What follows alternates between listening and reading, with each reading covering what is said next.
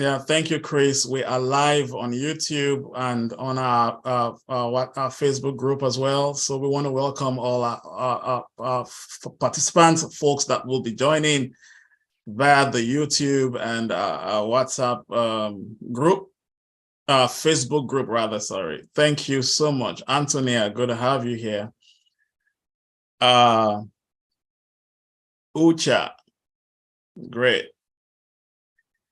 In a short time, like, we don't take so much time here. We want to go straight into business. But before then, let's get the national director to give us a welcome message. And then we'll take a few announcements and we will be bringing up our speaker for today.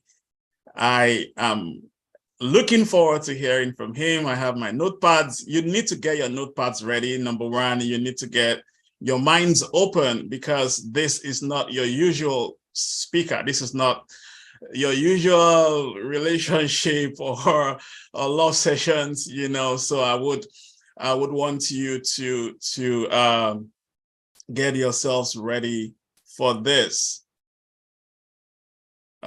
We have been privileged over the years to host great minds, international speakers, Dr. Albert Oduwole, Olakunle Sorignon. You guys should remind me the great minds that we've been able to host here at our webinars. Yeah, welcome, Emmanuel. Good to have you here. ID Kabasa. ID Kabasa. We've had ID Kabasa. We've had Femi. Sorry, who's that? We have Tayo Ashley. Sorry? Abdul. We've had lots of other great minds that have been coming to speak to us. And we do not take that for granted. And today is one of those days that I would be muting my mic. I will not be the one. I know we've had series of sessions talking about goal setting from December into January. Today, I'm glad to be muting my mic, and we will be having our speaker take the stage and just share his mind and his thoughts with us before we go into the question and answer sessions. Ife, are you ready?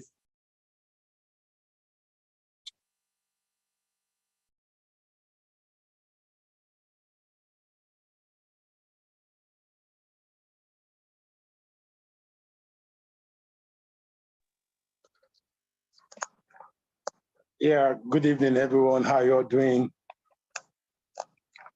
It's good to have everyone online this evening. Good to have every one of you. On behalf of the founder, Mr. Kunle Jokomolafe, I want to welcome every one of you to this section tonight. Sincerely, we appreciate every one of you for all that you do.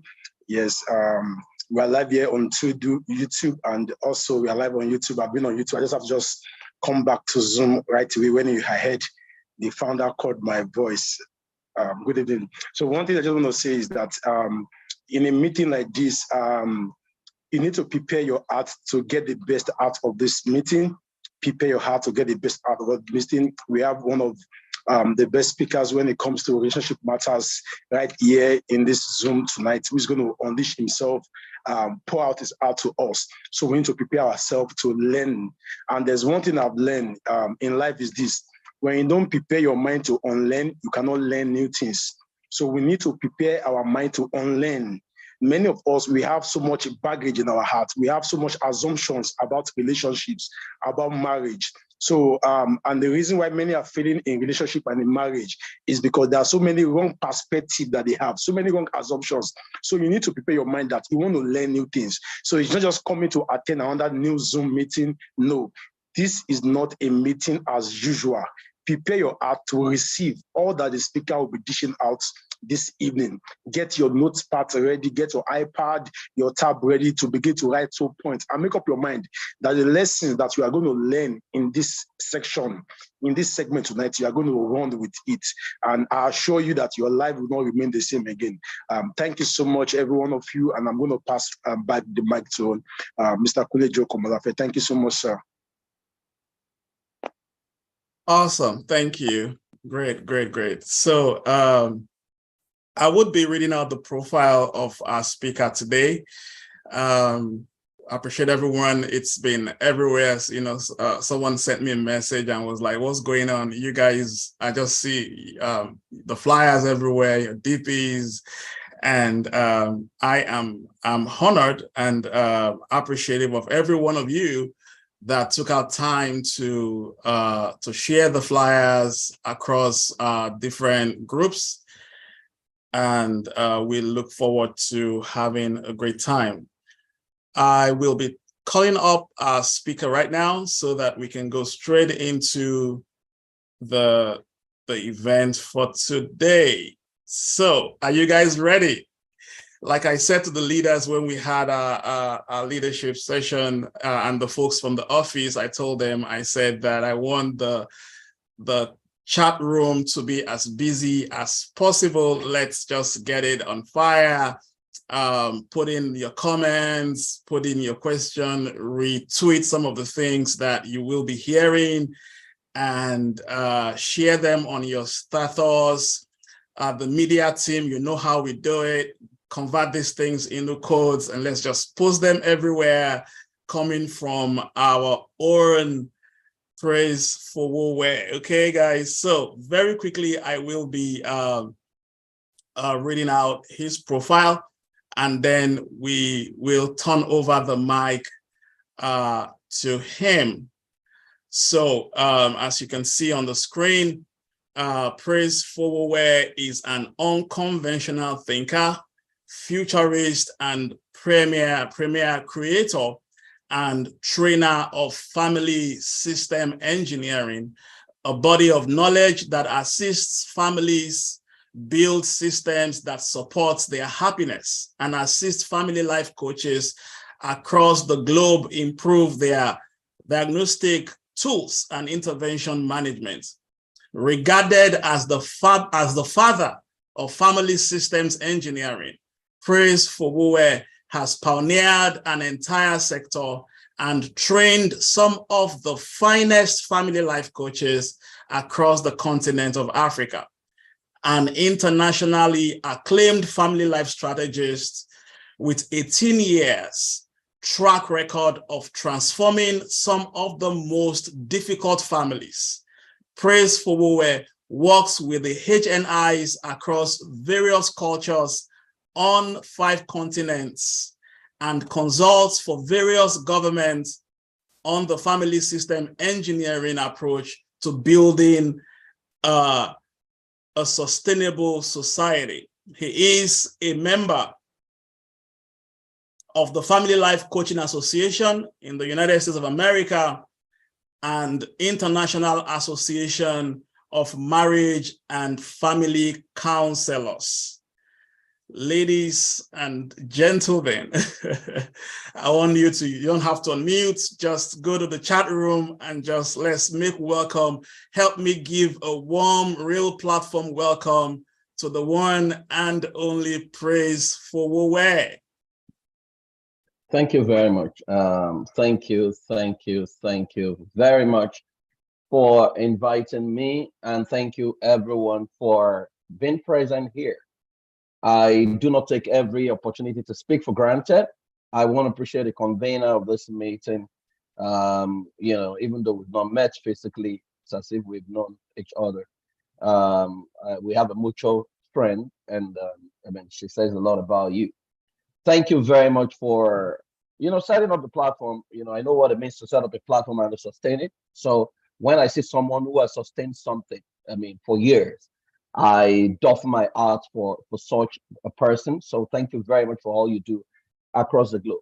Okay, so I've been asked to speak on a topic and a subject that it's not very, very easy to talk about, even though it's something that everybody feels about, everybody, you know, use all the time. I mean, it's a 4-letter word. The same way, you know, people use the 3-letter word sex, is the same way they talk about the 4-letter word love.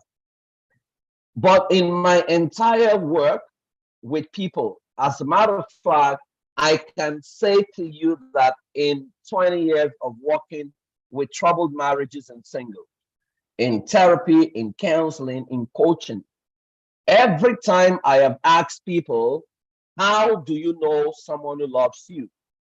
Their answers make me shake my head most of the time, because everything they say is what any fool that wants to sleep with them can do. Right. So by the time we isolate what they have said, then I realize that many people are looking for love who have no clue what love is. And the people are looking for love outside of themselves, because almost everyone is programmed to receive love from outside and not within. Unfortunately, there is no way you can fully experience love when love is not coming from within you. That if you don't master and normalize the capacity to love yourself, you will never be able to recognize love when you see it. And so you see consistently, people get into marriage for the wrong reasons. People fall in love, in quotes, for the wrong reasons.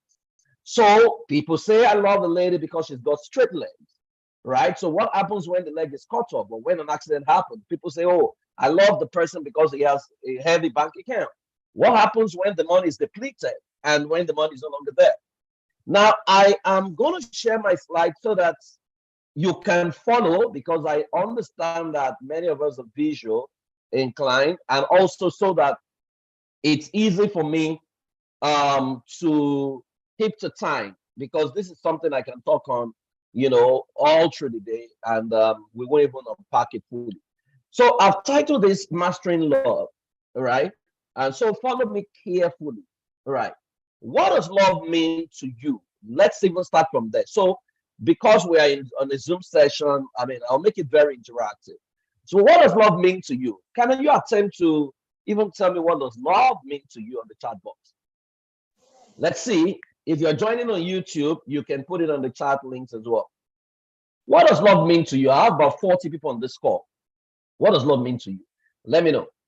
Let me see what you have to type. What does love mean to you? Where are the young people in this meeting? Right. Don't worry, there's no right and wrong answer. Okay, an island of emotions surrounded by uncertainty. Interesting. This is your definition. I will need to go and use it.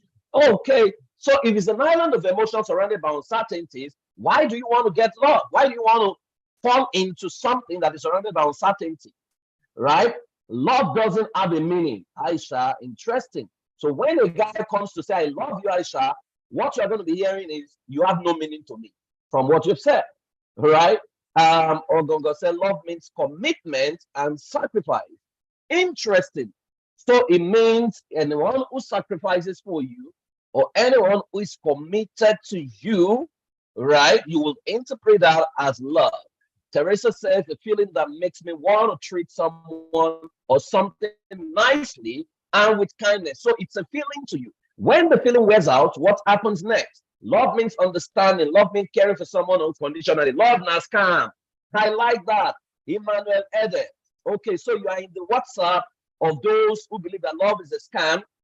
And so you don't see any reason to fall in love, right? And because it's a scam. So why do we get involved? So let's just scam ourselves. All of us are scammers. I hear that all the time from young people. Love is a feeling that guides and controls our action and reaction. Now, let me backtrack a bit to the person who said love is a scam. So if you say you have love, it means you're actually a scammer. That's what it means, because you cannot point accusing fingers at other people and claim you have love. So if love is a scam, then it means you're a scammer. If you're talking to me, I shouldn't believe you. Okay, Emmanuel David, love is a feeling that guides and controls the action and a reaction, an intense feeling of deep affection. Now, thank you very much. I mean, it's been so good hearing from all of you. Now, there is no right and wrong answer. I'm just trying to help you understand that this is a word you use all the time. This is something that many of you gravitate towards. I'm sure one of you or two of you, almost everyone here, has been in one relationship or the other. Nobody goes to a lady and says, I want to go out with you because I hate you, right? The word everybody says is, I love you. Now, at what point do we move from love to hatred? At what point do we get to that state where you no longer want the relationship anymore? If what you saw was love, how come it fizzled out in no time and you wanted something else? If what you claim love was actually what it was, how come you no longer in talking terms with the person? How come you move away from them? How come you have gone from one person to another, dated like 7 different people, and you already say men are scam or women are scam, right? How come, right? Does it mean that we are all looking for something we do not understand? Because if you don't know what you are looking for, then anybody who gives you what looks like it will look like the ideal. And so it's sounding to me that many of us have received what is not love, that we think was love, and we have been totally bruised, that now we no longer even know what we're looking for because we have never experienced love. Now, so if we talk about love, what is love to God, right? Maybe it's a nature to God. What is love to Satan? Maybe it's lust or deception. What is love to predators? Predators just want to take advantage of people, right? So they will throw you a bait. They can take you out, you know, they can give you everything you want, but you know that once they get what they want, they're on their way. What is love to friends, right? Because sometimes people think that if I love you, I cannot speak the truth to you. So if you love me, you cover me up when I'm misbehaving. And so if you truly love me, you are not going to tell me the truth or call me out or tell me, please stop what you're doing, right? If I do that, you don't consider me as your friend because I'm not loyal. You see that a lot in leadership, that the people who truly love leaders are the people who tell them the truth. But many leaders with low self-esteem cannot warehouse those people because they can't stand people telling them the truth. Now, so sometimes they will say, you know, things like, you shouldn't have said that truth like that. How else do we say the truth? If you have cancer, if they need to give you an injection that will pain you, they need to give it to you. Chemo is not a pleasant experience. Now, that's not to say you should talk anyhow. You should master the emotional intelligence required to pass a message. But no matter how you pass a message, some leaders are not ready to listen because as far as they're concerned, everyone who worships them or everyone who praises them is their friend. It plays out a lot of relationship where people misbehave and they don't want you to tell them what you're doing is wrong. If we have agreed, for example, that this is how we're going to do our thing, or if we've agreed that, you know what, nobody does this and you do it. You don't expect us to call you out, or you don't expect us to tell you what you've done is wrong, because as far as you're concerned, if we love you, you know, we'll support you. You see, what I tell young people is that love is not always yes. Part of love is no. As a matter of fact, part of love is letting go. If you love someone and you are in a relationship with them, and after 3 weeks of being in a relationship with them, you realize that you are not the best person they should be dating, or you are going to miss their life miserable. Of love is letting them go, to say, you know what, I'm sorry, I may not be the right person for you, right? It's not pretend. I mean, what does love mean to frenemies? You know, frenemies are enemies who disguise as friends. That's what we call frenemies, right? They show up in your life because they want something from you. As a matter of fact, if you are a top leader, you would know that almost so many people call themselves my mentor, my father, my father, my father. I've lost touch with all those kind of things because that's the password that we want access into your life. You can't call me your coach or your mentor when I don't have a personal relationship with you. All these things are intentional relationship, but people just use them, they bastardize them anyhow. What is love to lovers? Because the number one ingredient our world needs today is love. Unfortunately, that's ingredient that is missing. So from government, you see people get into government, they claim they love you, but you know they don't love you, they love their pocket. You see parents who claim we love the children, but they have their own agenda of how they think we should live. So many people love, in fact, I say people that even in the religious circle, that the true measure of love for a member of a church is not when that member is useful to you. The true measure of love to that member is when he decides to leave your church. Your response to him, if he's no longer going to be attending your church, is the proof of your love to that person. If because he's leaving, you turn him to an enemy, and you're going to talk him down, you're going to wish him that he's going to die, then there was no love in you at all. Because love does not change regardless of what is done to you. Now, so pay attention to me. I'm going to make a couple of fundamental truth, and then I will define love. Then I'll tell you maybe 5 tips that can help you. Number one, you need to understand that there is no way you can love God effectively that it won't reflect in how you treat the next man, because a proof of love is measured in what we do to those who don't have the capacity to repay us back. What does that mean? That many people saying, God, I love you, God, I love you. You cannot claim you love God when you don't love the next man you see. But a lot of people hate the next people. In fact, they are badly behaved towards the next man, and yet they want to claim they love God. And that's why I laugh when I see ladies or guys say to me, I've been unlucky with love. I've been unlucky with, and I say, what do you mean? And by the time I observe how they treat the next man, so a guy has come to meet you, right? Let's say it's not up to you in degree. He has come to ask you out. What is your response to that guy, right? Instead of you to look at him, even if you are not going to say yes to him, you should be able to say, oh, thank you very much for considering me worthy to come and ask me out. But you know, for now, I'm not sure I'm the right person for you, but I really, really appreciate you. But is that the way many of us behave? You look at the guy and you say, who is he? You know, his condition that make crayfish bend. They are looking for right people. You too, you are asking people out. Now you've forgotten that for everyone who comes into your life, there may not be a spouse, but it can be a link.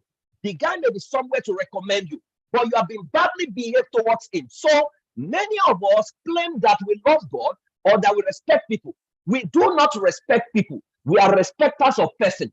The moment your behavior changes depending on who you are relating with. So if you are relating with the rich, you look humble.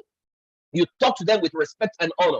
But when you are relating with the poor people or people under you, you talk to them anyhow. If that is you, you are a respecter of person. You don't have respect. Number 2 in there, love is a force that must define us. It must be first be who we are before it must become what we do. See, the person that says love is a scam, love becomes a scam when you are trying to do what you are not, right?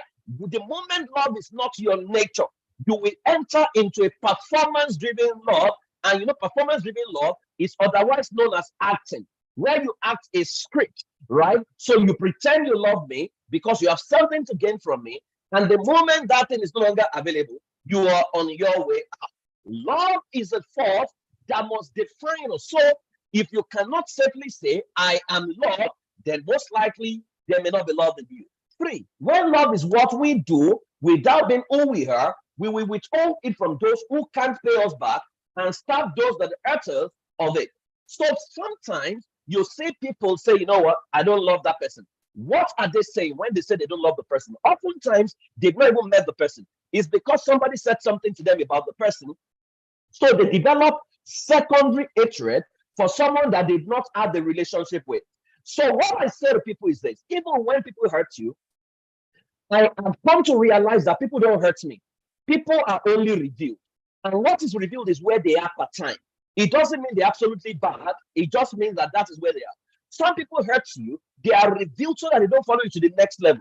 It doesn't mean you hate them. It just simply means where this person is right now, we may not be able to relate effectively. So it's for you to let them be and let them grow, or find a way to support them. Now, true love is a state of being wherein you have no ability to deal otherwise outside the release of the energy of love. So consistently, there are people who my people in my office feel hurts me. And they said to me, Praise, you shouldn't be relating with this person. Guess what? If the person is in a need, I'll tell my people, help me send money to this person. Help me send money to this person. Oh, I need to help this person. And they are looking at me. In fact, one of my staff told me one day, he said, you know, Praise, one of the things I am praying to God for every day about you, I'm asking God to give me your kind of heart, because I don't seem to be able to deal when people hurt me. I move on. How dare you help someone who has perpetually proven to be an enemy? And I laugh. And I said to the person, you see, that we do not have the capacity to withhold the burden of mercy from those who require it. And I always say that you will reap what you sow, not necessarily where you sowed it. Every time you try to reap what you sow, where you sow it, you will be manipulated and subject people into all forms of shenanigans that doesn't help you, that doesn't help them. So I always see love as an opportunity to plant a seed. And you see, there is no way you plant your seeds everywhere that it won't come back to you. Now, many of us have lost the state of being because of our experience, which is hate-driven, and has bruised our capacity to effectively love. So many of you, you don't have a good experience with your father. That's why majority of many of us from Africa, when you look at our relations with our father, it has colored our relationship with God. We are more comfortable with the God, the unkillable killer that can kill our enemy, than the God of love. So if you say people should pray, for example, to say, oh God, let me love you more, the noise is low. But if you say, let me kill my enemies, the noise level is high, right? Because their experience of love from the people who should love them first is a mess. So many people don't have good relation with their father, good relation with their mother. They have not really experienced what love means. And that's why the first guy that a girl says yes to is a guy who is communicating something that the father is not communicating. If you say to my daughter, for example, oh, Imonelua, I love you, right? I'm not sure it's going to really make any effect, because that's something I've normalized every day, right? That's something I say to her consistently. I say to her, you are the best girl in the world, consistently. So if you're going to use that, it won't be strange. It's not something she has not heard before, or something she's not used to hearing. Many of us, the first time somebody says, I love you, you are the most beautiful girl, it was from outside the family. And because it was from outside the family, you also, because you have been starved of words of affirmation and love, you took that word as love. Meanwhile, the guy had an agenda. He was saying, I love you, to get something else from you. And the moment he got what he wanted, he was on his way out. And you now have another messed up experience, which also gave you enough data in your memory that everyone is deceitful.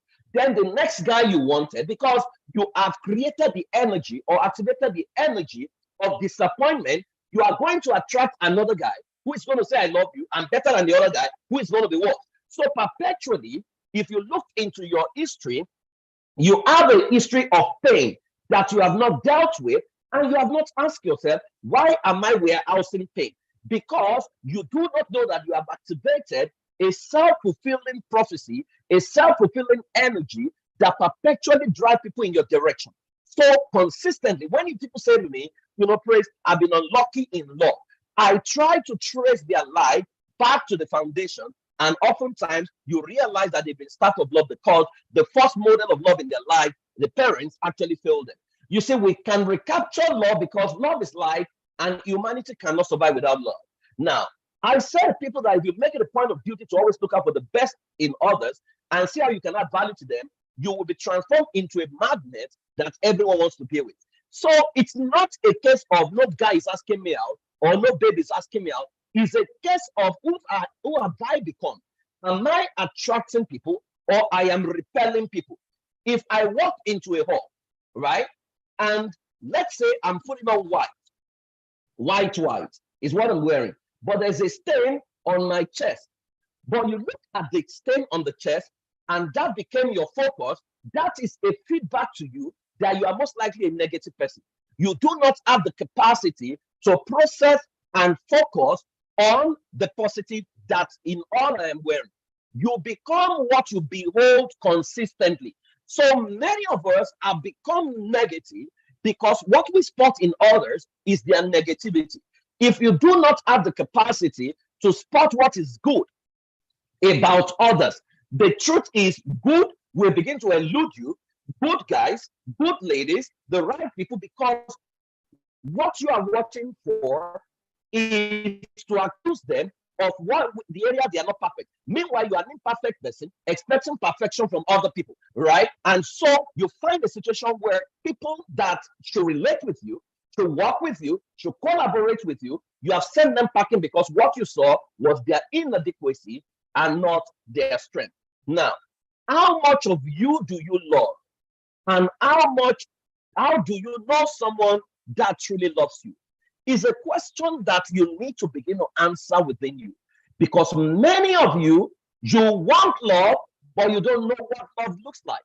You don't know who loves you. When I ask this question to single ladies, they tell me if a guy loves me, he will be there for me, he will be patient with me, he will take me out. And I say, any fool that wants to sleep with you can do all those things, right? Because you do not know that until you fall in love with yourself, you are not even qualified to ask anybody else. So, what is my definition of love? I have various definitions and I have various outlooks to love, and I'll share some of them with you. I always say to people that number one, love is the energy that keeps you patient in your quest to become the best human gift to your world. So love is not first of all what to do for someone else. Love is first of all who you are, the energy that keeps you patient. That the greatest love is the love you have for yourself, your capacity to work on yourself and best yourself to become the best you can ever be.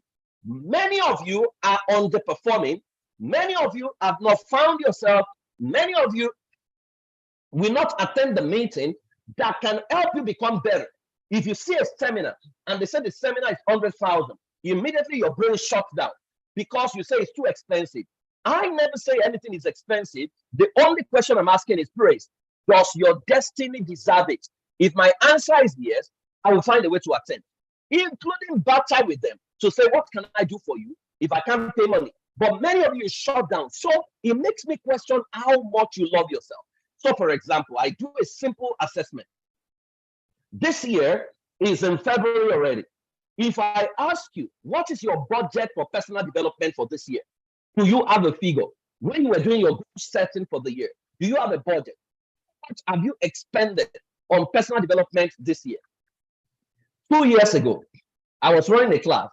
And so I said to people that I finish 2 books every day. They couldn't understand it, right? And they're like, Praise, how? We have 24 hours. I said, yes, because that was what my destiny demanded at that point in time, right? Now, I don't do 2 books every day because I'm on another program, but I attempt to finish 1 every day, right? And so they are looking at me to say, am I strong? Because I have lesser time for mediocrity and because I always have to dress my mind. I work in a volatile sector, a knowledge sector where information changes per time. Now, if I'm not on top of my game, I will fizzle out. So when I see people that the first thing they want to prioritize is what they wear, is what they should wear well, you are packaging what does not exist. You see, people say the way you dress is the way you are dressed. That's on the short run. On the long run, who you are will determine how you are dressed. If an illiterate wears a 3-piece suit and goes for a meeting of executive, they will look at him and think he's an executive. But by the time they ask him, sir, what is your name? And he couldn't even understand what they are saying. On the long run, who he is will determine how he's addressed. So love is the energy that keeps you patient in your quest to become the best human gift to yourself. That's why I say to people that you are a gift. You are not qualified to give yourself out to someone else until you can present yourself to yourself. So I'm often asking, can you ask yourself out? If you go for window shopping and you meet yourself on the window and you are shopping for yourself, can you buy yourself? If you cannot buy yourself, there is no point asking someone else out because you are going to embarrass yourself and you're going to embarrass the person. Number 2, love is the ocean of kindness that flows to refresh humanity. That when you step into a place, can we feel the energy of refreshment? I am talking to you right now. If you don't feel refreshed, then something is wrong because love is the ocean of kindness. It flows, right? Love is the power that helps you rejoice at the success of others and the value they bring without a hint of jealousy. If you see your brother succeed at something and you are jealous of him, you don't have love in your heart. And let me say this carefully. Every time you are trusting God for something, He makes it happen for someone in your vicinity that you think does not deserve it to test your response. If your response is disdain, that thing cannot come into your life. If your response is appreciation, thankfulness for them, you are the next in line for that level of miracle or breakthrough. So love is the power that helps you rejoice. So you see someone that you think is not appealing, is not beautiful. She told you that she's engaged, and in your heart, you are saying, oh God, how can this person that is really, really as ugly as this mean that I'm fine? Let me tell you, fineness is not in your shape. Fineness is the state of your heart, and it reflects in your skin after a while. So there are so many people who are beautifully packaged who are very ugly because ugliness is the state of their heart. When there is depth, when there is chaos within you, it will reflect because you are energy and you vibrate consistently. Love is the power to believe, to hope, to endure all things till you become an indispensable solution that delivers all the time. So what that means is you can't give up on yourself. And I was talking to one of my mentees who said to me, 2 days ago that, oh, a thought came to her heart. I said, what is the thought? He said the thought was saying to her she should end it. I said, you should end what? He said, Praise, I'm not joking. I said, to end what? He said the thought is just saying to end it. I said, so end the thought, finish it. He said, how do I finish? I said, to end mediocrity. The thought can be saying to end mediocrity. It can be saying to end poverty. So you don't assume that the thought is saying go and kill yourself.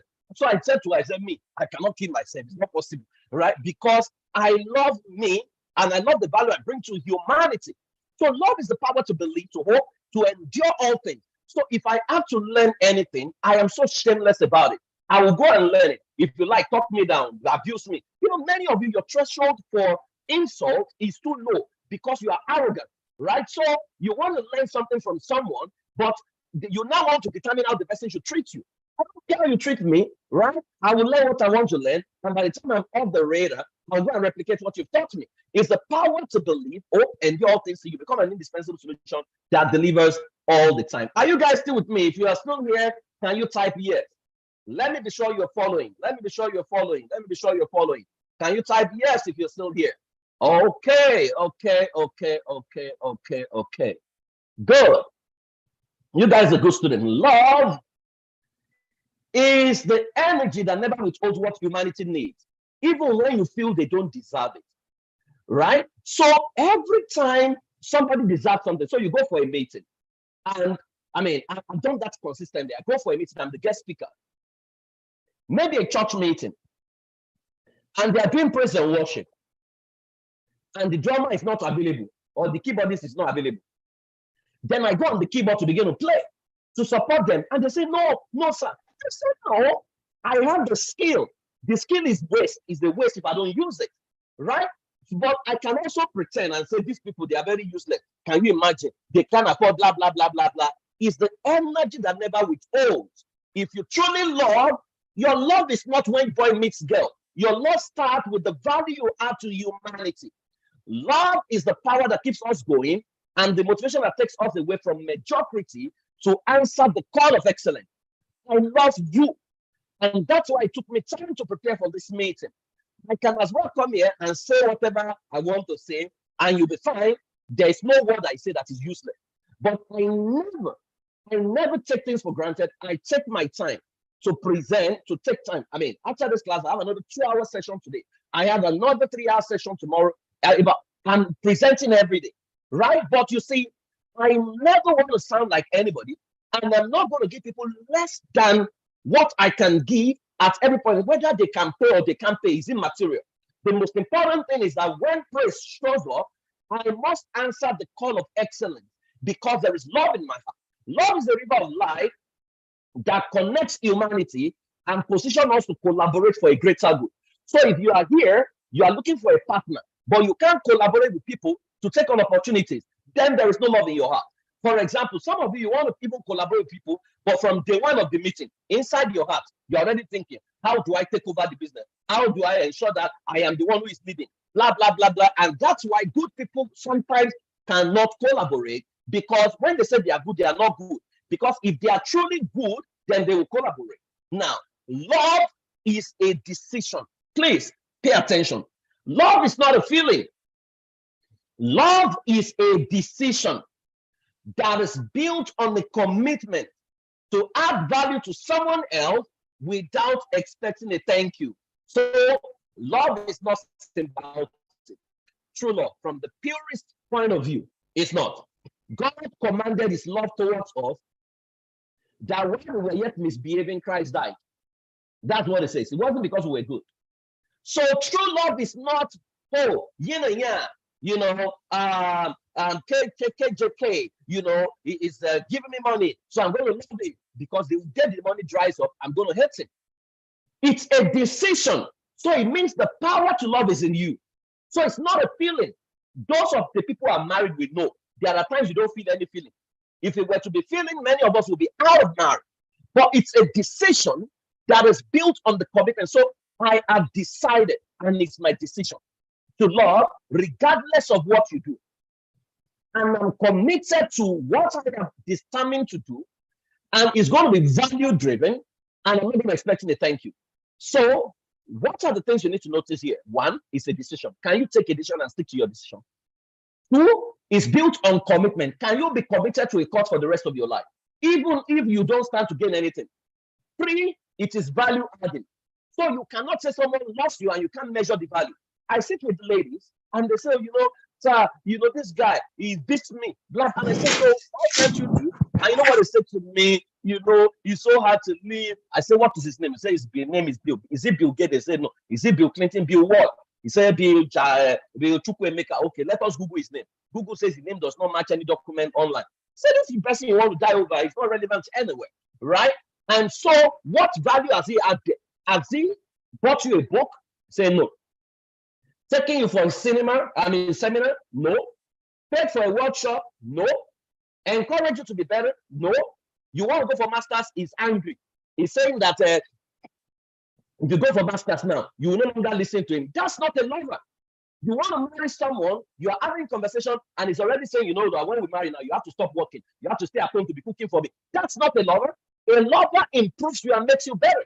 You cannot measure the value he's adding to you. No wonder he has turned your body to a browsing center, because he has no value to give. So the only thing he can give is semen, right? Because he can't improve your brain, he can't improve, so he must improve your body. And it's not even improving your body as well.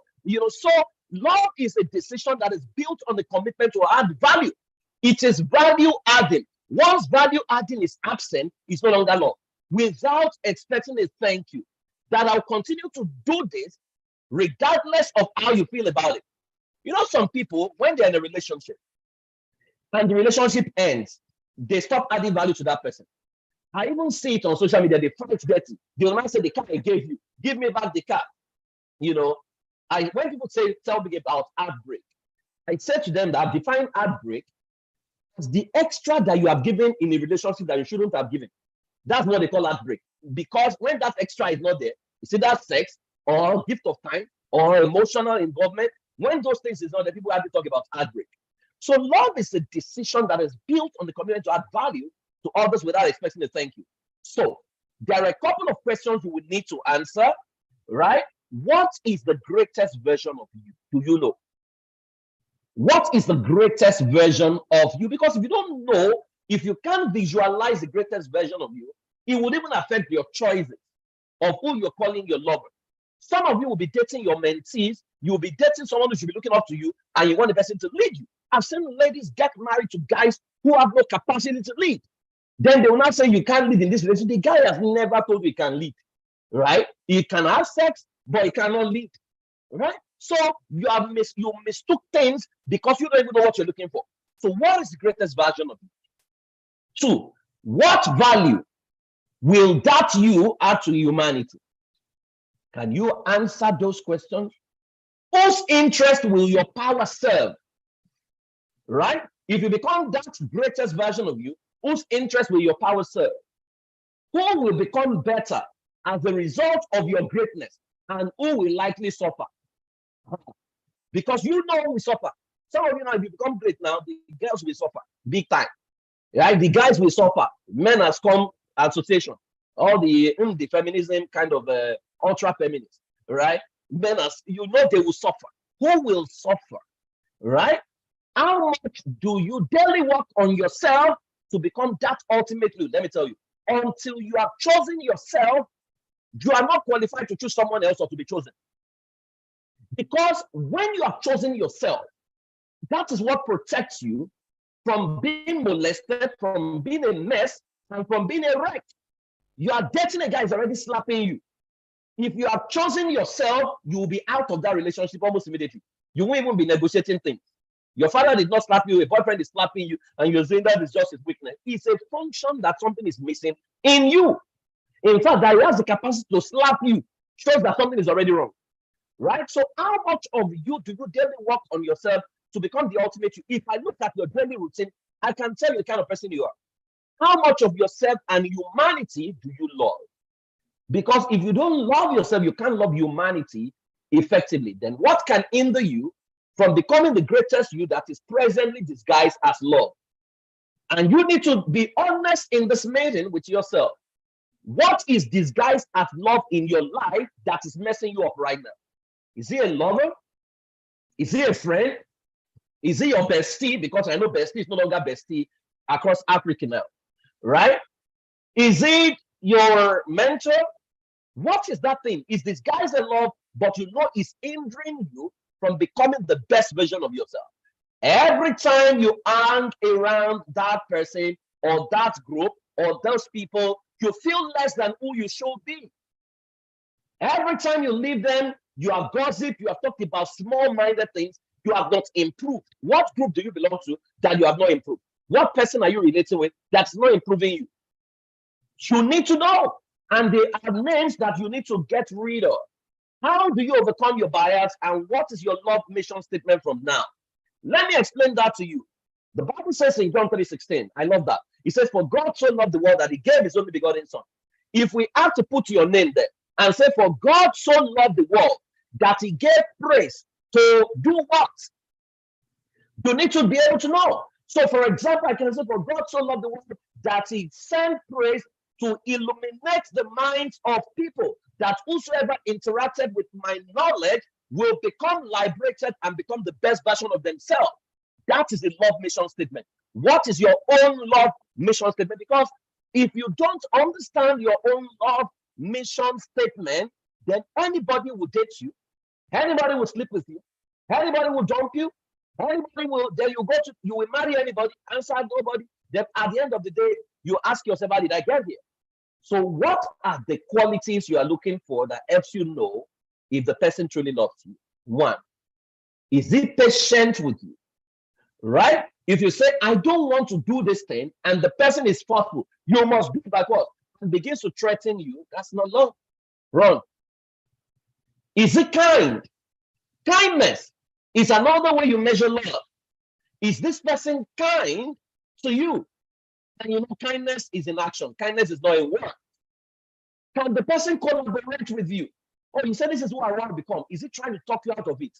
To say, how can you say you want to go for masters and PhD? You know, you don't have to worry. All we need is money. He's talking you out of your dream. Humility. Is he humble? Or is she humble? Because true love is humble. And what does that mean? You are dating and it's already telling you, know, when we marry, I will not cook. I cannot, because that will be women's thing, women's chores, and you cannot correct me because women cannot correct me. Hey, who does he report to? Who does he relate with? Who are the authority figures over his or her life? Humility. Does he believe you? Every time you are living in self-doubt, a person who loves, you see, I tell people that if you are deceiving me, I don't have the capacity to even know. I don't want to know. Because you cannot deceive me, you are deceiving yourself, right? I don't want to, life is too short to be living life, to be psychoanalyzing things. Oh, Julie just told me something now. Can I check? Can it be true? Is it wrong? I don't have that time. My life is too busy, right? So I always say to my children, tell me the truth first time, because I don't have and whatever you tell me, I'm going to believe until you prove otherwise. And if I now find out that you have lied to me, I'm going to fight you. I want to know, why did you lie? Why did you not consider me fit enough to tell me the truth? What were you thinking? Right? So I have decided to live very freely. So does the person believe you all the time? Or they are dealing with trust issue? Let them go and fix themselves. Is it hopeful about you? Because love believes all things, hopes all things, endures all things. And love is infallible. It never fails.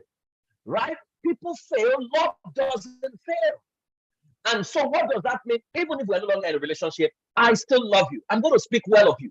Some people leave the relationship, they go on social media and tell every secret, every detail on social media and using you to chase clout and click. And that is why when you are dating someone and you're asking the person, oh, who are the people you are falling off with before? You say, I used to have one friend. In fact, she fuck up like this. I went on social media and I messed up. You are the next person to be messed up on social media. You better run. Love is respectful. It will respect your values. If you say, oh, I'm in a relationship with you and I don't want to have sex before marriage, and he says, what is wrong with you now? You know, we must do it. How do I think? It doesn't respect you. Right? If he's meeting you and he's already telling you, you know, lie to your parents, it doesn't respect you. right? If you're saying, oh, I want to go back to school and take a course, say, why will you take a course? Forget about that course. You need to have a child. He doesn't respect you, right? And you are saying, I want to save my money. I'm saving this money because I want to buy it, next year. And he's saying, if you truly love me, you will buy Valentine's shoe for me, or Brazilian ear for me, or Ghana weave on for me. And it's 28,000 or 80,000. Some people, what they put on their hair is like a plot of land, right? He's telling you to break your investment money, your escrow account, to feed low self-esteem. He doesn't love you. Love will respect my decision to say, I love you, but these are my values. Now, loving yourself is becoming the best version of yourself, becoming dispensable to humanity with what God has placed in you before you are ready to share yourself with another global asset in marriage. Take that again. Loving yourself is becoming the best version of yourself and becoming indispensable to humanity with what God has placed in you before you are ready to share yourself with another global asset in marriage. So Nelson Mandela says, if people can learn to hate, they can be taught to love. For love comes more naturally to human heart than its opposite. We were originally loved. It is the human handling and treatment and the experiences we've had that has messed us up. Martin Luther King Jr. says, love is not emotional bash. It is not empty sentimentalism. It is the active outpouring of one's own being into the being of another person. So the question is, the person you want to pour your whole being into, can the person handle your whole being? Or does the person deserve your whole being? And that's why you don't jump into a relationship. You don't rush into a relationship. No, it's the outpouring of yourself. Cast not your spell before swine, because they're coming to come back to hurt you.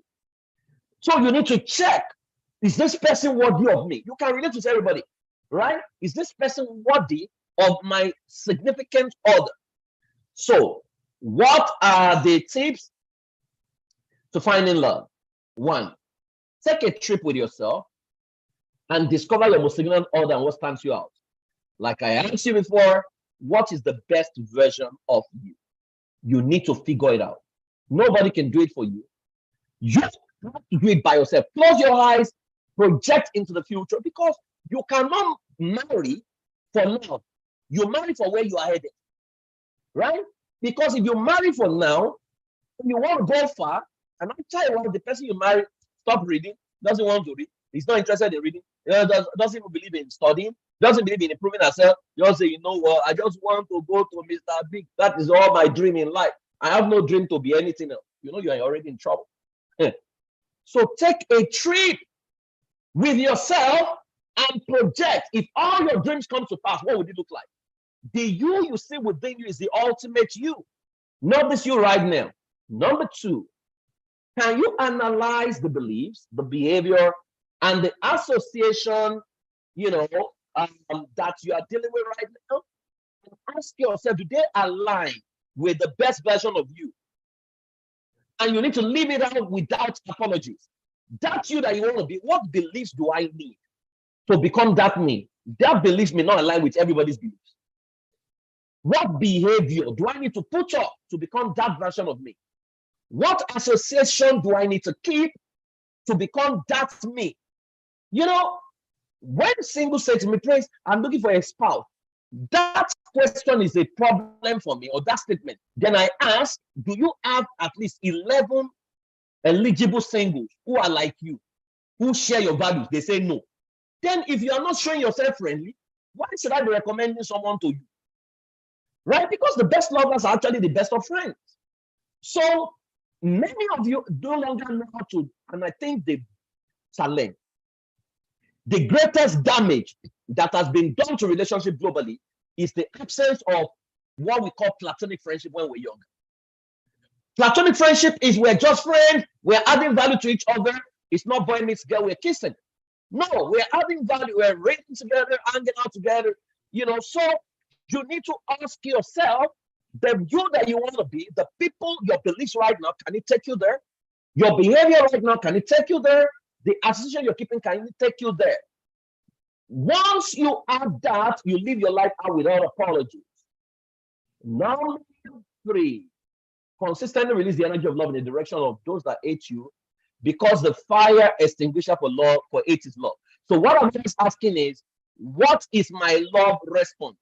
And that's for process whatever is done, right? Part of love is letting go. No matter what you do to me, because Mitchell Baba says, when they go low, we go high. You don't become wicked. Can you imagine God saying that because the devil is wicked, I will now become wicked? Then God is no longer God. You are when you are crushed.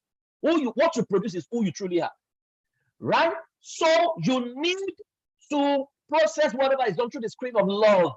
I am love. I have a mantra I chant every day. I am love. Heaven is what you experience when you encounter me. I am love. So my response has got to be love driven, because I must not have revenge or talk you down. No. Then make up your mind to add value to everyone that comes your way, even if you don't have they don't have the capacity to pay you back. Let me tell you.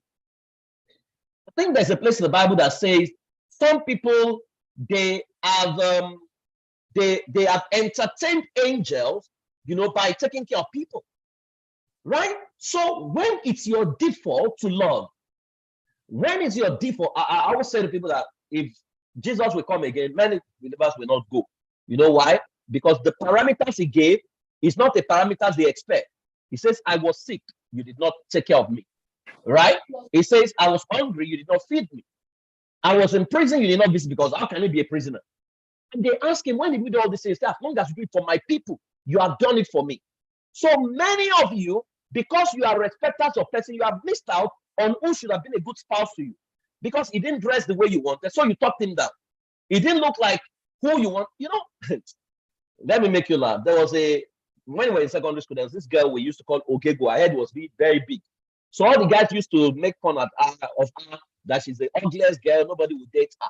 So there was this strike that happened, and within the strike period, her father became an ambassador to, I think, Switzerland. So she had to travel all through the strike. So she had eaten, she had become bigger. By the time she came back, the head had reduced. She now looked very pretty. Not the same bed. So I learned firsthand that poverty is what is making some people look very ugly, right? So make up your mind to add value, because not everyone can be your spouse, but they can be a link to the spouse. So make it a point of duty that everybody who comes into your life, you're adding value. And for some of you, you need to learn to heal. In case you have been bruised, you have been in pain, someone used you, dumped you, and that has clouded your perspective about love. I always say to ladies who say to me, all men has come, all men has come. I ask them, how many men have you ever dated? They say maybe 5. They said, do you know how many men are on this planet? Over 3.5 billion men. And you dated 6, and you concluded that all men has come. And what kind of men did you date? Did you date Hausa men, Igbo men, Japanese men, Canadian men? Because you can't generalize. Your generalization is why you are replicating pain. You have to never give up on love. You always have to believe love exists. I am love. And so whatever you're giving to the guy, don't feel pain. If they take it as a seed, plant it as a seed, because that's the only way you can rip it.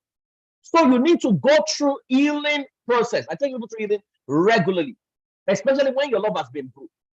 Then true love is not always yes. True love is both yes and no, because no could also mean love no could mean love. Because, for example, if my son says to me, we go to a 30-story building, and he says that I'm going to jump. Can I jump? Love is no. Love is not yes. Right? So somebody saying to you, can you drop your masters? Is not part of loving him is saying no. Right? Don't always say yes. Don't say love is not always yes. Love is sometimes no. Oh, I'm going to scam somebody and take you out. No. If that's your values, I don't want this relationship. It's not that I love you, but we can't work together because our values are not aligned. That's what is called unequal yoke. Unequal yoke with an unbeliever. An unbeliever is someone who doesn't believe what you believe. It doesn't have to be bad, but once your beliefs are not in alignment, that's an unbeliever to you. So true love is not always yes, it can sometimes be no. So let me try to do this up so that I can take your questions. The most effective human beings are driven by love, which is why they are able to consistently give even when the recipient doesn't appreciate it. Your self-nurture must never come from people outside of you, what they're able to do. It must come from how you are able to demonstrate who God is to them by becoming a channel that sends rain to the just and the unjust simply because humanity needs it. That your love must come from you. Because without you loving you, every little time you want people around you, you will become lonely. You begin to sing, lonely, I am so lonely, I've got nobody, you're sick. Right? Say don't miss people, but when you can no longer now do without people, something is wrong. Can you keep your own company? Can you fall in love with yourself, with your own company? Right? If the all gather and say you are ugly, will you cry? Or you will believe that you are the only one who is right among them? Because many of us don't have ourselves, and if you don't have yourself, you are going to be messed up by whosoever you give yourself to, except God helps you. So your love must stem from within you. So I'm going to ask you to close your eyes and look within you. Look inside of you this minute and tell me, what do you see? I want you to look within you. What do you see? Do you see pain, chaos, or love? Do you see joy within you? What do you see? Do you see favor, blessing, kindness? What do you see when you look within you? Have you ever, can you see love well out in your heart? Or what you can remember are your pains? What do you see? Now open your eyes. If you don't like what you see, in fact, some of you couldn't even look within you, then you need to get help as a matter of urgency. If you like what you see, then warehouse it and let it spread to other people. Let me tell you, there is no way you truly love yourself and you truly love people that you won't attract the right spouse. The problem you're going to have is you will have several options and you will need us to help you clarify the best option. That's the only problem you're going to have, right? Because our world is full of pain.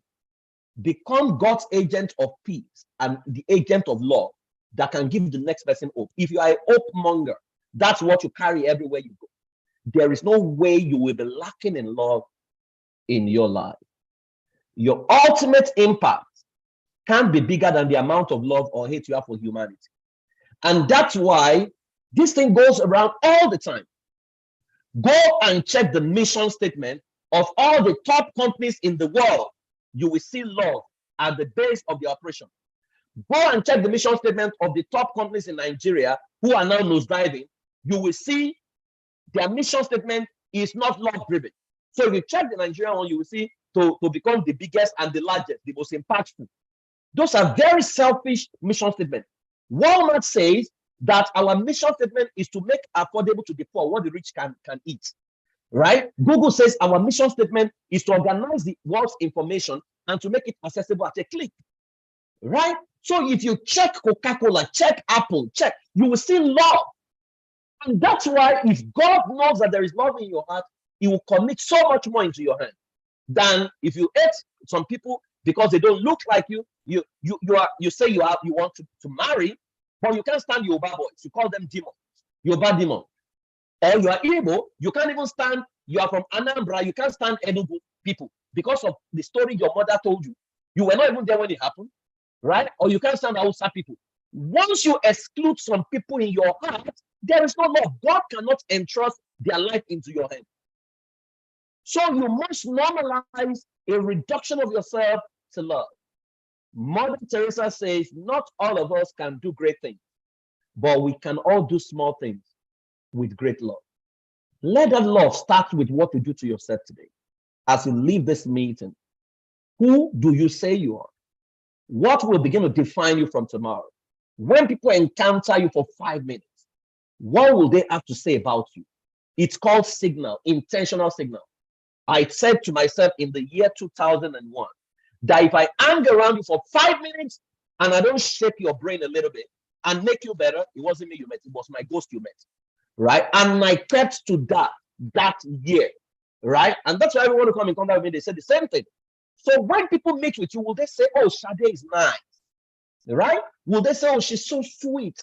Or they'll say, she's so saucy. He talks down on everybody, right? Or they'll say, he just looks on down on people as if God did not create them. You know, if that is your reputation, it also spreads. And it's going to spread to the person who is supposed to come and ask you out. You say, that girl, don't go there. Don't go there. Then you now begin to run around and begin to pray. All the demons of my father's house, my mother's house, that is not making the lovers. Let me tell you, there is a way you can be reduced love. Even demons will fall in love with you. They can't run away from you because you can't resist love. The energy is too high that you can't controvert it. So, guys, not a lot of us can do great things, but we can do small things with great love. I hope this has been helpful. If you have questions, I'm going to take questions.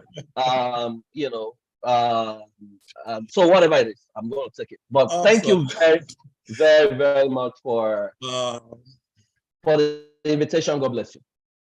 Wow, thank you so much, PF. Thank you. We are wow.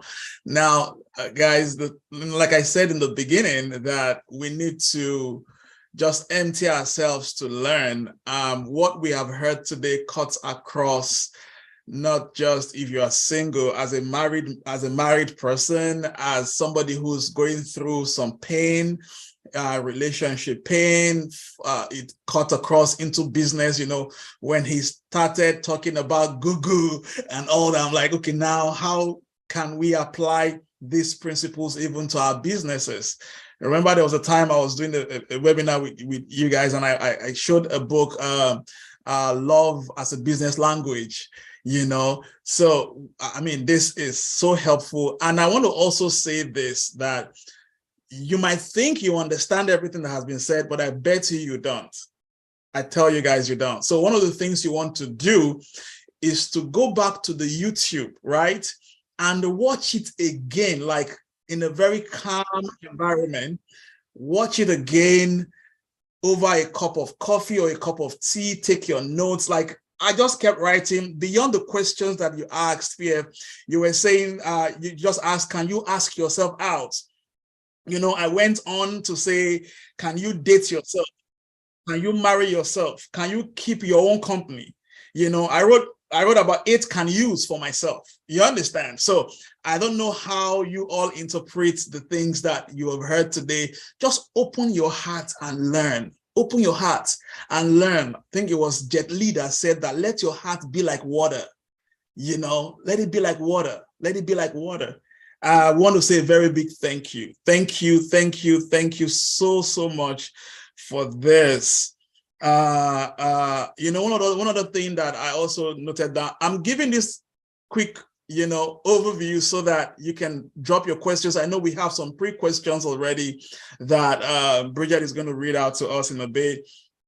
But I'm just saying all this. If you have questions, drop them in the chat box, because we won't take questions that gives birth to questions. Okay, so drop them now, because we don't have all the time anymore.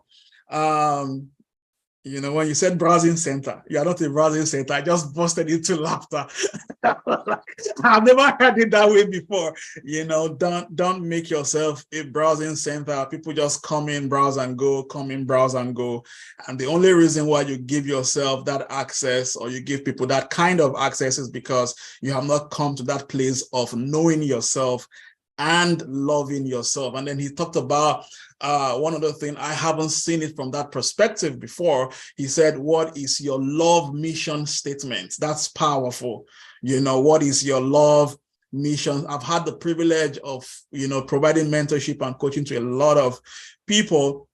And one of the challenges I've also seen is the fact that, you know, people come into that place of low self-esteem in breakup, you know, that which you mentioned some few minutes ago. And then you hear people say after breaks up, I hate myself, I don't even know myself, you know, and all those things. I've had, you know, as a as a coach, as a mentor to a whole lot of people, and I get to hear things like that. I might be bold when I'm talking to them, but I get back. I'm a very emotional person, and I find myself crying over the fact that, hey, love yourself. You first, love yourself. So, I mean, thank you so much. Thank you so much. One of the things I wrote down when you were almost rounded up was just to summarize everything that you said to myself. I wrote it down here boldly in uppercase. I said, love is first within, then without. Love is first within, then without. I mean, I'm just with that very big on the sticker notes here. You understand? So, guys, I don't know what you have written down. I don't know how you have interpreted the things that PF has said today, but I bet you guys, this is more than boy, girl. It's more than daddy, mommy. It's more than husband, wife. This is transformational. It's transgenerational. This is love divine. And that's why you want to go back again to that YouTube video or our Facebook page and watch it all over again. Please, guys, very important, because one of the things that we represent here is raising change agents. I mean, that's not new to you anymore. And if you're going to be a change agent, you have to be changed first yourself. And it comes down to this one thing, loving yourself first. So thank you again, Pierre. We do not take this for granted. We are grateful.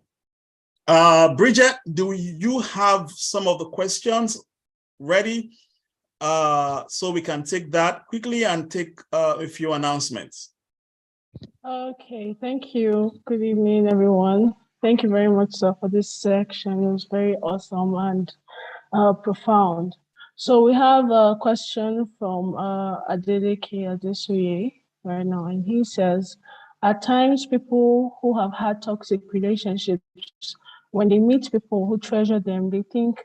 I think we have some questions on the screen first. You want to start with those ones first? Okay. Yeah. All right, we have growing up, I always feel love is enough to overcome relationship challenges. Over the years, the values seem to have changed. How do I measure up the level of love needed to form my relationship in these changing times, as I have a demanding career and to balance as well? Okay, thank you very much. I always feel love is enough to overcome relationship challenges. You know, now you are talking two different things in there. Love is sacrosanct. You can't do without that. But when it comes to making a relationship work, what you need is applied knowledge, right? When a relationship is struggling, most times it's not even love that is struggling, it's the fact that knowledge is inadequate. And I have seen too many relationship illiterates who are getting into relationship. For example, I work with troubled marriages and I'm asking a simple question, why did you marry? Let me tell you, as simple as that question is, 8 out of 10 couples I have worked with in my life are not able to answer it. 8 out of 10 troubled marriages can't answer that question. Why did you get married? Wow. Yeah. So they begin to tell you funny things like, I got married because I've always wanted someone that will take care of the home. That person needed a housekeeper, not a wife, right? You know, so I wanted someone, you know, she cooks good meal. He needed a cook, not a wife, because he doesn't even know the difference. In fact, let me take it further. Many people don't know the difference between a man and a husband, a woman and a wife. Wow. They are not the same. But so people model up a lot of things, and so you see a lot of ignorance. And there's so many things taught to them that has messed up their brain. So you hear men are logical, women are emotional. So when the guy now falls in love with a girl who is logical, it becomes a problem. Every human being has got logic and emotion. The one you use the most is the one that becomes most pronounced, right? So people have listened to all kinds of funny teachings that has messed them up totally. So it is knowledge gap that I'm seeing here. And once you plug the knowledge gap and you had a bit of systems intelligence, you know, you shouldn't have a problem balancing your career with your relationship. I mean, what you do, I mean, it's like a role. You go to work, you do your role. By the time you step back from work and you come home, you step back into your relationship with your spouse, right? It's that simple. So the problem comes when you can't shift between work, home, or when you can't balance this thing, and usually it's knowledge. And I realize that many of the premarital sessions that people do to prepare them for marriage is grossly inadequate. And some of them that is even adequate, the syllabus being taught is old syllabus. It can't power the new reality. For example, if you are dating a man who never saw his father, never saw his father cook, he will not understand that the new era we are in. I mean, if he lives abroad, for example, if you're that man, you live abroad, you think that your wife will be cooking for you every day. Sometimes you may not even see in a week because she's gone to do night, you have gone to do morning. So who will be cooking for you, right? Human beings eat. Human beings should be able to cook. It's not a gender role that somebody will be, a woman is better. In fact, almost all the cooking competitions in the world, men are the ones who usually win it, right? So what are you talking about? So by data, it's even proven that men cook better. So, but that was what we met on ground. That has now become a principality that is wrecking a lot of marriages. Any man that cannot provide for his house, he has lost the faith. The Bible did not say any man. The Bible says anyone. And it was not talking about marriage. It's talking about care for widows. So a lot of errors has been taught over time. And if you live your life by those errors, you'll run into trouble. And I think that's what you're dealing with, that person asking that question. So what I'm going to recommend is prep up your relationship. I mean, I have quite a number of courses that you can take. Once you improve your capacity, your relation quotient, right? You will naturally deal with that. Except if you now marry, maybe the person you are dealing with is an insecure man. If you are dealing with an insecure man, that's a different ballgame entirely. And there are ways to also handle that. Thank you very much, sir. Thank you very much for that. So the next question goes, true love is rare these days, sir. So many lies present out there. What should I be looking out for in my relationship that could affect the future? I think you already I already answered that question. So go and listen to the message again. I talked to you the parameters by which you can measure true love. So the first thing is, do you even know what you are looking for? If you don't know true love, then what are you even looking for? If you don't know the destination, how will you know when you have arrived? So maybe you have watched a lot of Mexican soaps and what you're expecting. Telemundo. Telemundo. So go and listen to it again. I already answered that question. Yeah. Right, so the next question 3 goes, at what point should I take a back seat after all I have done to resolve a conflict in my relationship? He is adamant and keeps bringing it up even after we have talked about it and thought it is resolved. Well, I don't know if you are married. If you are not married, part of love is letting go, right? I mentioned that, right? Love is actually letting go. To say, you know what, this is not working. Let me allow you go. But if you are married, I would insist, please go and see a therapist or see a family life coach. I don't like to respond directly to married people's issues because I don't have enough data and I'm not trained. I'm like a doctor. I'm not trained to respond to what one party has said. I love to run a proper analysis because there are things you have not said, right? From what you've said, in here. But please go and look for someone that you can work with. Fortunately, I think you have Julie Mobo is in the house. Julie Mobo is a certified family life professional. She should be able to help you, but if you are single, if you have talked about it, it's not working, you have resolved it. I think that part of love is, let's go our separate ways. Maybe we can find love elsewhere, because it shows that communication is not working and one person is not, because I tell people the rule of thumb is very simple. If you cannot withstand what is happening right now for the rest of your life, don't deal. That is going to change is not given and it's not in your hand. So to think that, it will get better, no, it doesn't work that way. So if you are not willing to endure whatever is going on right now for the rest of your life, don't do. And that's part of loving yourself. Bridget. Next question goes, he keeps saying he doesn't want a third party involved, but he is not changing and I am dying inside.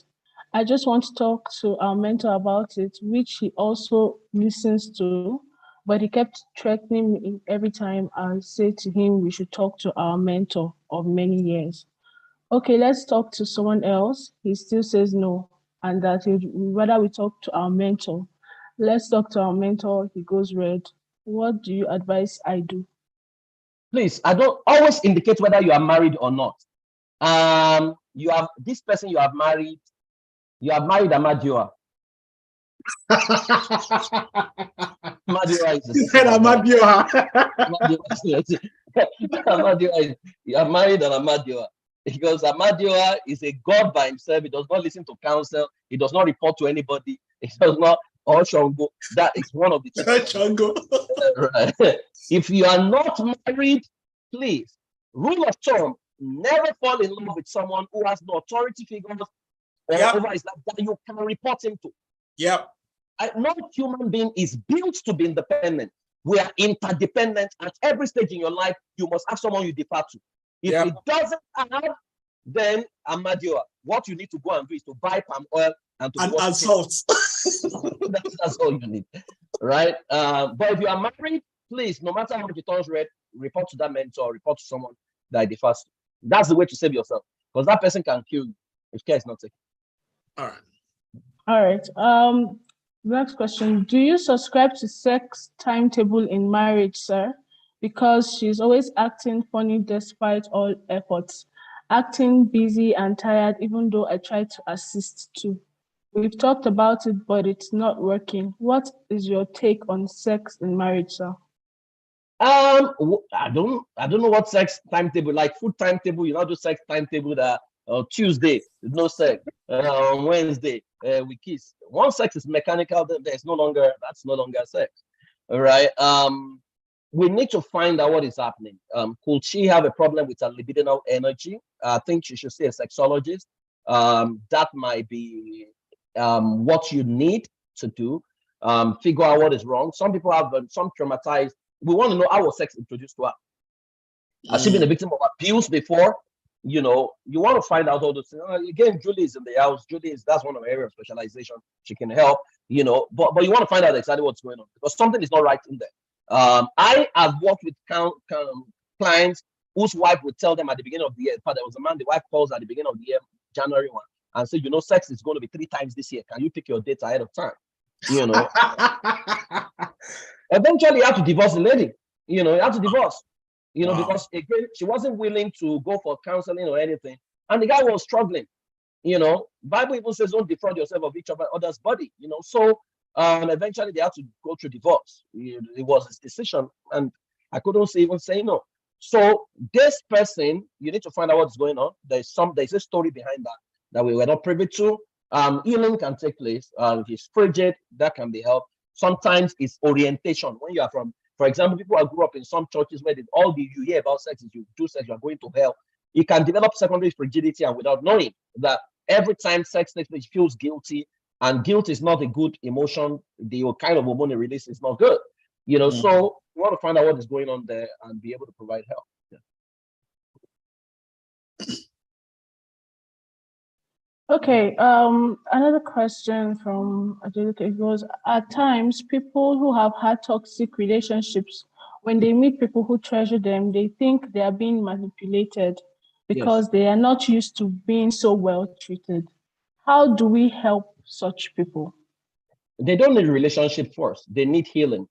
So let them go through a proper heal. You don't see, if you date someone who is not healed, they're going to drain. They are not bad. They're just going to drain you. You're going to spend a lot because there will be so many mood swings, right? This very minute they are smiling, the next minute they are crying. It's very draining. You should come to a relationship to enjoy.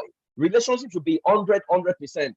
It's two people who are independent coming to become interdependent, not dependent person, because that person is going to be dependent. So every time you are talking to someone else, they are going to be reading meanings. They're going to be psychoanalyzing through the screen of their pain.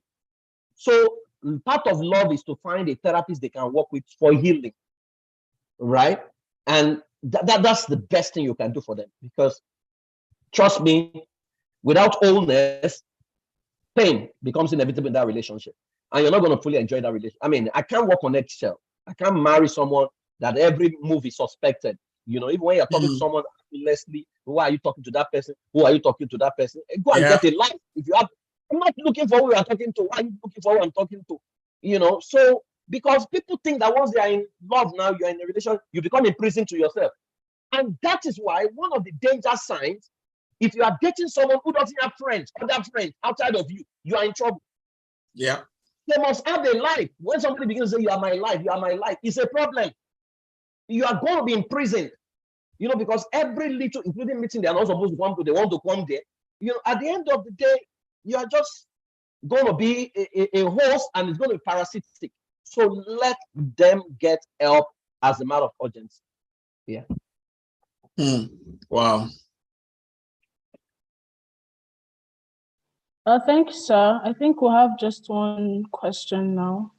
It goes, there is often this ideology that love isn't enough. If that's true, what do you think is the most important factor of keeping love alive in a relationship? Love is actually enough if you have a proper definition of love, but I understand what the person is saying. What you need mostly is applied knowledge. Applied knowledge. So it means you need to acquire that knowledge, then apply it. Because it's not enough to apply. It's not enough to know. You must apply. But you can't apply what you don't know. So applied knowledge is the most critical point of relation. And if you love yourself, you will acquire knowledge. Yeah. I think there's a question here. The emergence of technology and mobile gadgets has reduced the level of conversation in our relationship, leading to low level of communication and apathy towards each other. Blah, blah, blah, blah, blah. How true is this assertion? That's very correct. That's very correct.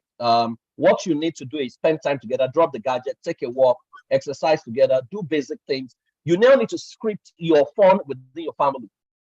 Script your play. Bring back the board games. It could be video games or whatever, but do mundane activities that fosters bonding. Right. That's what I think you need to do. So undo that. Thank you very much, everyone. God bless you. Wow, thank you. Thank you so much, Pierre. I'm so grateful. And guys, can we show some love to him on the chat room? Let him know how much we are grateful. Yeah, thank you so much. We are grateful. We are honored to have you here. And we definitely sometimes, I know how busy you are, pull you in here one more time, hopefully before the year runs out. Thank you so much. All right, guys, it's been a good day. Very quickly, we're going to take announcements, and we will be out of here. We have the Money Monday coming up every Monday on our WhatsApp group. If you are not a member of the Real platform, the Center for Real Impact, I would want you to probably just check up on our Instagram handle at official Real platform. I mean, on Instagram, on Facebook, it's at official Real platform, and you will be able to get to see all that we represent. We don't have all the time today to go deep into what we represent, but basically our goal is to raise change agents, to bridge the gap between where you are now and where you desire to be or where you ought to be. That's what we basically represent. I mean, we have lots and lots of illustrations that we use to explain this, stories that we use to explain this. So can we have the handle on the screen, please, media? Very important, so that people can see it. So that's the first announcement that I want to bring up. Follow us on our Instagram, on our Facebook, on YouTube as well. You can go back and watch this on our YouTube. I know you were saying that a good number of the people you invited could not join. All you can do as well is just to go to our YouTube, copy that link, and they can watch it all over again. So like I started by talking about events, we said every Monday on our WhatsApp group, we always have very rich sessions talking about how you can make money, how you can multiply money, and how you can manage money. Every Monday we have very rich sessions for 45 minutes discussing money. Media, what's going on?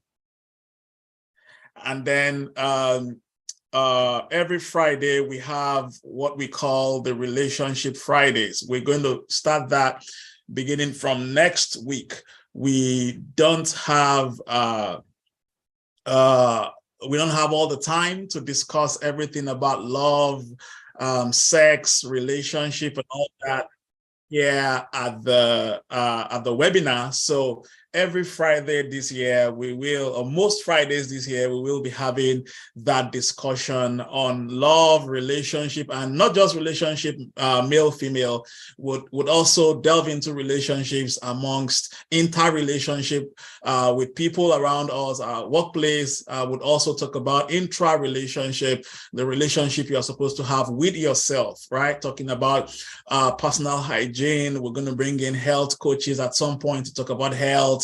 We'll talk about sex and several other things on Fridays. And then good news, let's begin with April. April, we will be having 2 impactful sessions in the United Kingdom.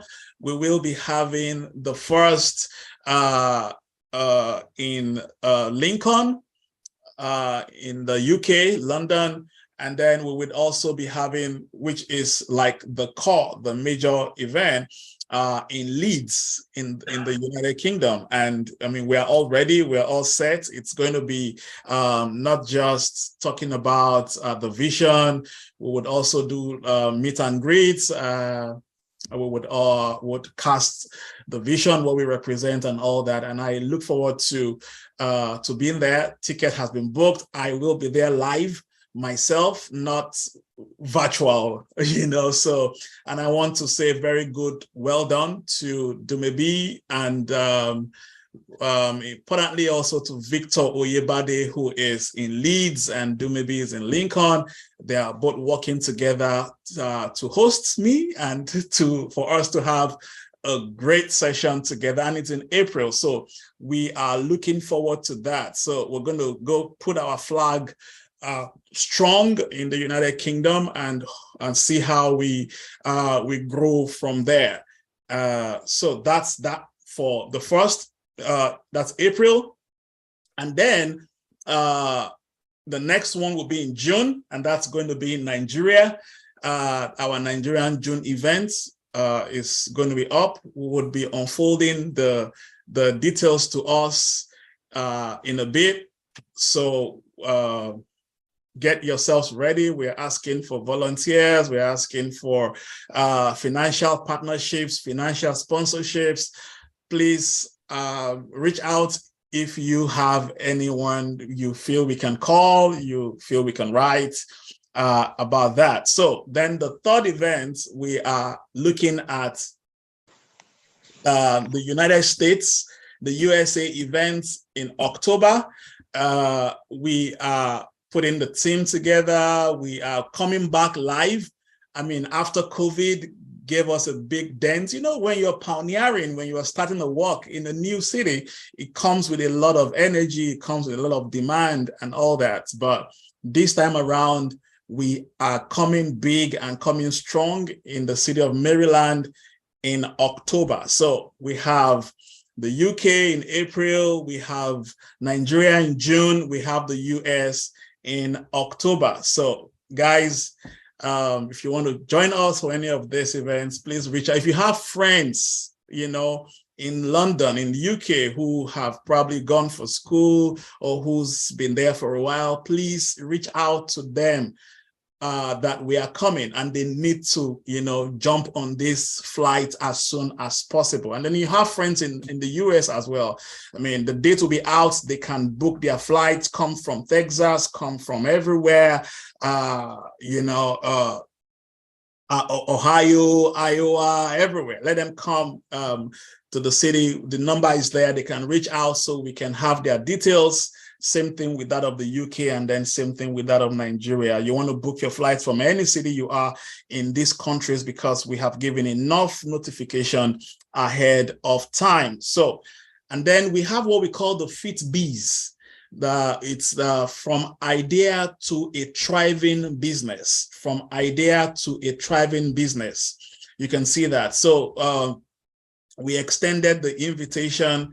It was going to close on the 31st of January, but we extended that invitation to people who would want to be a part of it. We have a rich team of people on the call who are going to be training and coaching us in this regard.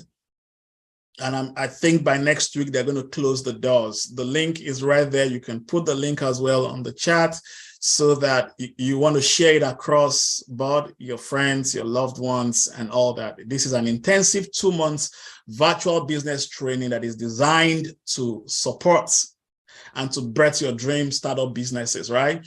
And the application is competitive. That you applied doesn't mean you will be accepted in, right? And then we have moved our benefits a little bit, ×2 now, right? We doubled it. So this year, the top 3 successful candidates, with the best business pitch, we have great minds who will be doing that with us. We received a grant to the tune of about $1 million. Last year was, I think, 500, right? So this year we have doubled it. So that's the benefit that comes. I mean, you could be 50 in the class, but only the best 3 will get this, upgraded access. And then they would also get some mentorship privileges alongside with that. So do we have anything aside from this, or this is what we have for Fit Business? All right, that's it. And then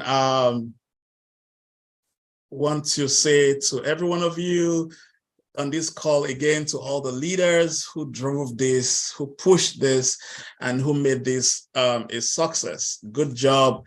The final call is this: become a member of the Center for Real Impact. We are a tribe that is thriving and growing, and you don't want to be left out. We have come to stay, and look forward to having you, meet with a team of the folks from the office, right? That will be having conversations with you. When you call this number, this is our official number, 70446-445. So reach out to them, let them know you attended the webinar and you want to be a part of the Center for Real Impact. They would, ask you a few questions, run you through a few thoughts, and then I think we also have, you would get to meet with the national director and some other leaders that would get you through some orientation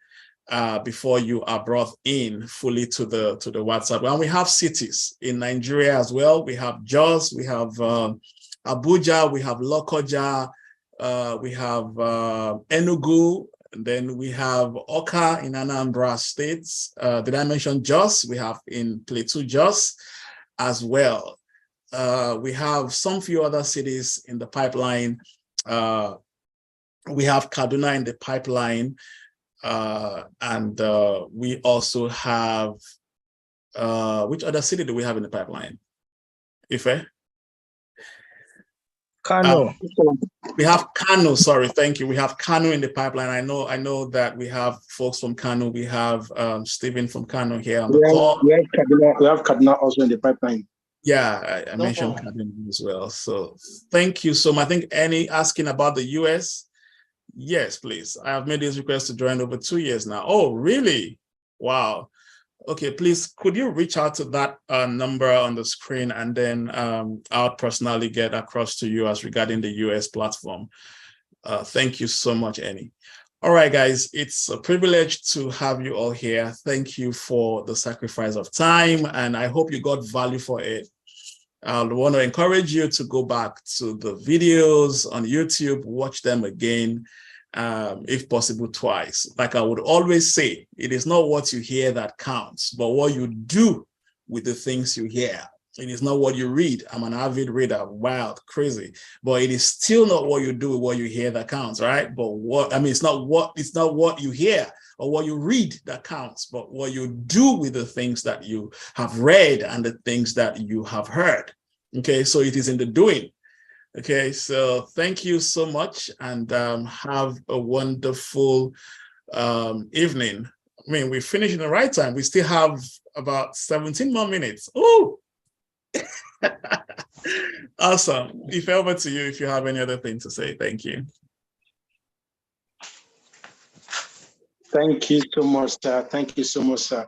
That was an awesome section. Thank you for investing in us. Thank you for pouring yourself to us. Thank you for giving us the access to Mr. Praise Forward tonight. Thank you for going all out. You know, I know the sacrifice that you have to make this happen. On behalf of the national leaders, team lead, and the entire member, we want to say thank you to you, sir. We sincerely appreciate you for the sacrifice. Thank you for investing into our relationship and our marriage. You know, we've learned so much tonight. We can't thank you enough. Thank you so much. And thank you to every one of you that have tuned in from Lagos, Jos, Kano, Enugu, UK, US. We appreciate every one of you. Please, I would like you to use the chat button and help me appreciate the founder of the Center for Real Impact, Mr. Kunle Joko-Molafe, for putting this out for us, for investing so much in us, ensuring that our lives get better, not only in terms of money, but also in our relationship. You know, no matter the money you have, if you miss it in marriage, you will the money is not everything. You will know money is not everything. Thank you so much, sir. Thank you so much, sir. Thank you for investing in us. Thank you for all that you do. We appreciate it. I think this will be all for tonight. Yes, also on behalf of the leaders, I want to say good night to every one of you. We love you and we appreciate you. Good night from here. Thank you, sir. Good night. Mr. Victor. Good evening, sir. Good night. Good night, everybody. Yeah, Mr. David, good night, guys.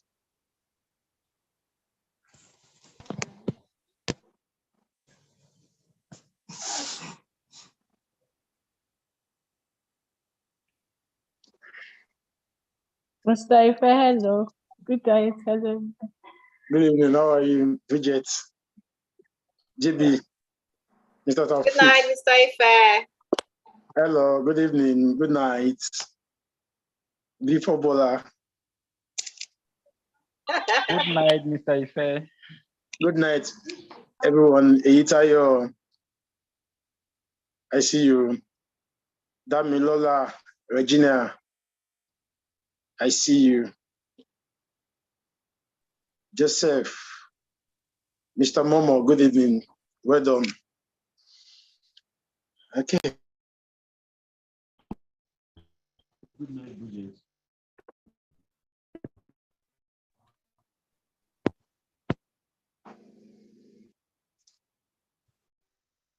Good night, Mr. Momo.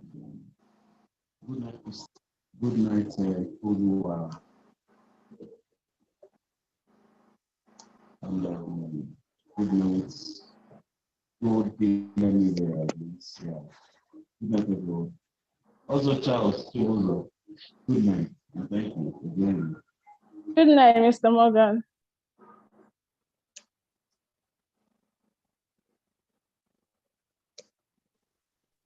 Good night.